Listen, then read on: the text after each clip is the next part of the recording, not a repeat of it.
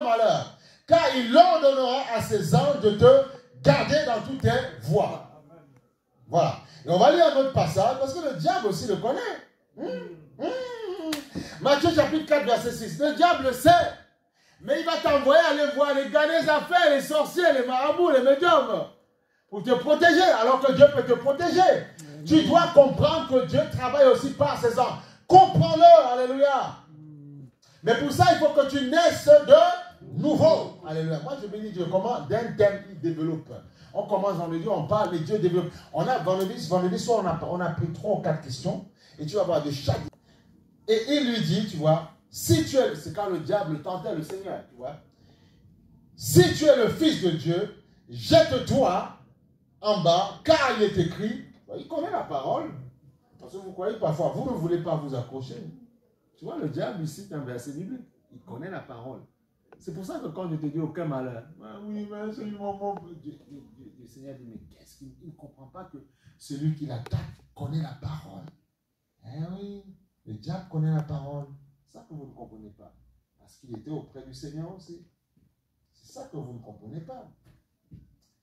Donc, et il sait les paroles qui peuvent te protéger. Donc, il va te mettre dans l'ignorance. Viens à l'église, viens quand tu veux.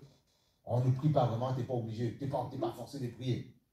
Il y a encore n'importe quoi, non, tu n'es pas obligé d'écouter là. Fais ta volonté, fais ce que tu penses, fais ce que tu penses. Mais le but te dire que comme tu fais à ta volonté, il pourra facilement te parler. Mais si tu as la volonté de Dieu, il ne peut pas parce que tu as la volonté de celui qui l'a créé. C'est le secret.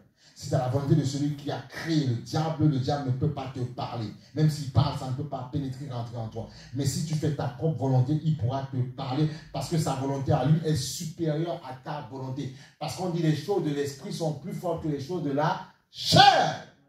Amen. Ah oui, il faut comprendre, il faut l'enseignement. Hein. Voilà. Car il est écrit, il ordonnera, il donnera des ordres, tu vois, à ses anges, à ton sujet, et ils te porteront sur les mains, tu vois, de peur que ton pied ne se heurte contre une pierre. Ok?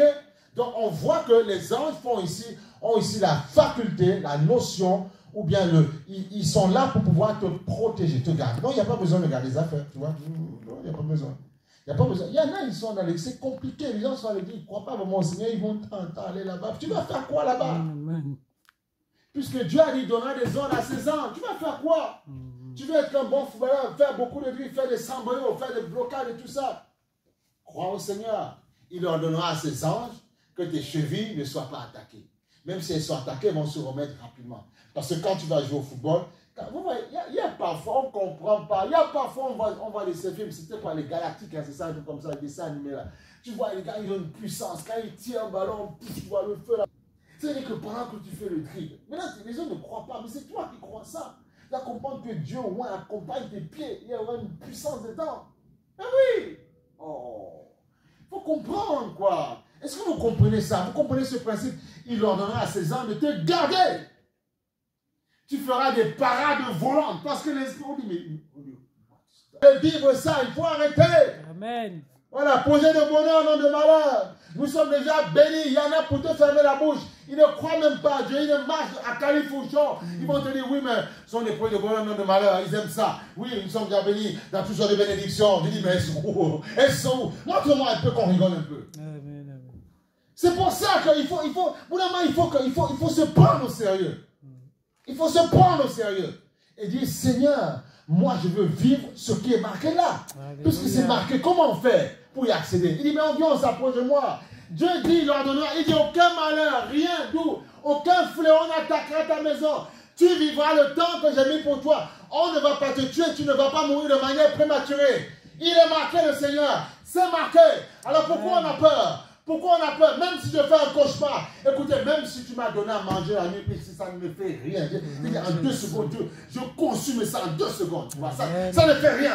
Voyez, les chrétiens, il faut grandir. Même si tu m'as bourré, tu m'as fait manger du steak, de la viande la nuit, du poulet la nuit, avec tout ce que tu veux, les petits grillés, tout ça, est-ce que ça empêche que la bénédiction est dans ma maison? Est-ce que ça empêche? Mais non, donc au bout d'un moment, il faut arrêter, il faut grandir un peu. Amen. Il faut grandir un peu. Dieu t'a dit, rien, aucune flèche ne pourra t'attaquer. Alors tu vas voir, nous chrétiens, Parfois, on n'arrête pas de raconter le malheur que le diable fait. On ne comprend pas que oui, ça peut arriver que tu commettes une erreur. Mais Dieu te dit, ne reste pas dedans. Alors, mais si je ne reste pas dedans, je bénis Dieu, mais tout va bien. Mais c'est quoi le problème? Amen. Il faut grandir un peu, il faut grandir dans le Seigneur un peu. Parce que tu penses que toi, béni comme tu vas être béni, tu penses que le diable est content? Alors, s'il n'est pas content, ça veut dire qu'il va te déranger des fois. Donc, si tu as compris qu'il va te déranger des fois, tu dois comprendre que tu dois compter sur la miséricorde de Dieu. Quand il t'attaquera, tu te dis, ne fais pas ci, ne te couche pas comme ça, ne fais pas ceci. Comme ça, tu détruis la puissance que l'ennemi voulait travailler. Beaucoup de personnes sont dans des problèmes aujourd'hui parce que ça a commencé petit, un petit feu. Et au lieu d'éteindre les braises, ils ont pris la soufflette. Ils ont soufflé, ils ont soufflé. Ils n'ont même pas mis de l'eau pour éteindre, ils ont soufflé pour augmenter. Vous savez, quand on fait le barbecue, quand parfois, vous avez parfois les flammes qui commencent à s'éteindre, qu'est-ce qu'on fait? On vente, non? On vente. Il y en a qui mettent d'autres cubes, il y en a qui versent même du pétrole, il y en a qui mettent, ou ils allument, ils mettent des cubes pour que ça prenne. Donc ça veut dire, vous voyez, les choses de la vie nous enseignent. Et tu es content quand tu manges ton barbecue. Mais tu dis, c'est un peu comme ça dans ta vie. C'est comme ça que le diable vous braise. C'est comme il vous braise bien comme il faut. Et tu es content, tu manges. Vous êtes content, vous faites des braises. Vous braisez les pilons, vous braisez ceci, vous êtes heureux, vous êtes fiers. Il dit, mangez pilons, mangez tout ça. Mangez vos travers de porc. Vous êtes content. Je dis, c'est la même chose que le diable fait. Vous êtes un repas choisi pour le diable. Il vous braise, il met le feu, il vous braise sur le grill, et après il vous déguste spirituellement.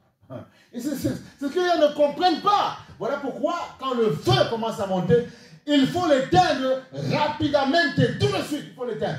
On n'attend pas, on éteint direct. Voilà. Amen. Amen. Et c'est comme ça que tu verras la gloire de Dieu. Alléluia. Tu fais quoi? Tu chantes, tu pries, tu fais quelque chose, tu fais quelque chose, peu importe, tu fais quelque chose, tu fais du sport, tu fais quelque chose, mais tu éteins le feu.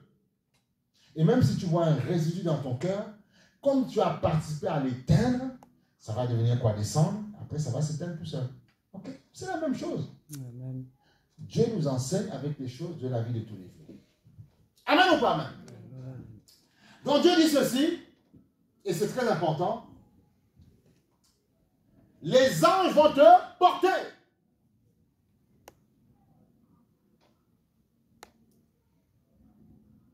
Et on va aller maintenant sur le psaume 34, verset 7, où il dit ceci. L'ange de l'Éternel campe autour de ceux qui le craignent. Il les arrache du danger. Mais tu dois croire que c'est une réalité.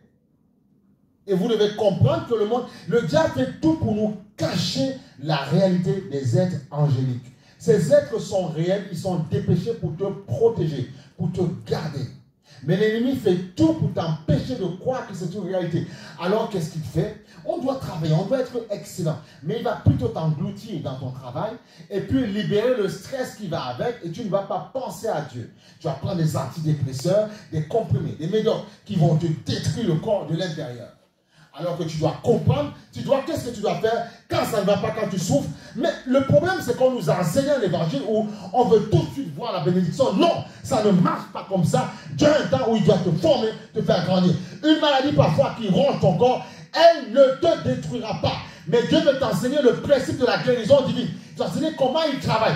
Donc tu dois laisser Dieu travailler, rentrer en profondeur, te faire comprendre, que tu comprennes bien ce qu'il est en train de faire à ton corps. Et quand il va faire exploser sa gloire, tu pourras témoigner qu'il est puissant, qu'il est capable de faire. Et tu pourras montrer aux gens qui pensent que Dieu n'existe pas, qui pensent que Dieu ne peut pas faire, que Dieu encore est capable. Tu seras un témoin oculaire. Alléluia. Il y a des gens que Dieu veut encore. Il faut qu'il y ait des témoins oculaires, des témoins oculaires. Des personnes, même si peu importe la souffrance par laquelle ils passent, ils savent que Dieu est capable. Pourquoi? Parce que Dieu a dit, son ange t'empêchera de tomber. Son ange va te guérir. On a vu que même quand le peuple était malade parfois, quand Jésus n'était pas encore venu, l'ange venait, il secouait l'eau. Et ceux qui tombaient en premier étaient guéris. Donc tu dois croire que les anges sont réels. Tu dois croire que quand Dieu active le ministère angélique, et en plus Christ qui est le maître des anges, forcément ils vont se dépêcher pour toi. Amen, amen, amen.